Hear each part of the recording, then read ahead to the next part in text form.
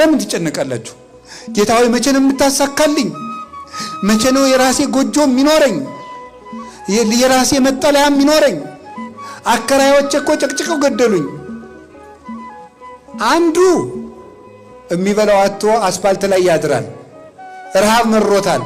አንተ ደግሞ ለቤት ኪራይ የምከፍለው እያለ የአከራይዋ ጠባይ ነው የመረረ ወይ ጥጋብ። ይሄ እንደው እናቱ የሞተችበትና ገበያ ሄደችበት እኩል ያለቅሳል። እውነት ነው። አከራይ የሚጨቀጭቅ ይመስለኛል። አልፎ አልፎ አከራይ ይጨቀጭቃሉ። ደሞዝ እያጣሩ ይጨምራሉ፣ ሲወደድ ይጨምራሉ።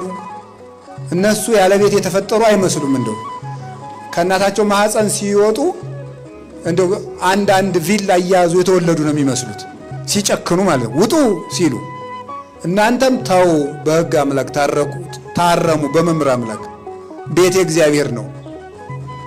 ሰው ድሃ አታሰቃዩ። እውነቴን ነው። ተዛዝነን ዘመኑን እንለፈው።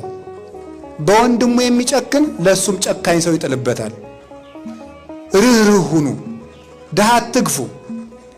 ክርስቶስን ፍለጋ እዚህ እንደተሰበሰባቸው አውቃለሁ። መቅደስ ውስጥ ቁጭ ብሎ የሚጠብቅ እንደ ንጉሥ ቁጭ ብሎ የሚጠብቅ አይደለም። አስፋልት ላይ ያለው ድሃ ክርስቶስ ነው። ጦም የሚያድረው ወንድማችን ክርስቶስ ነው።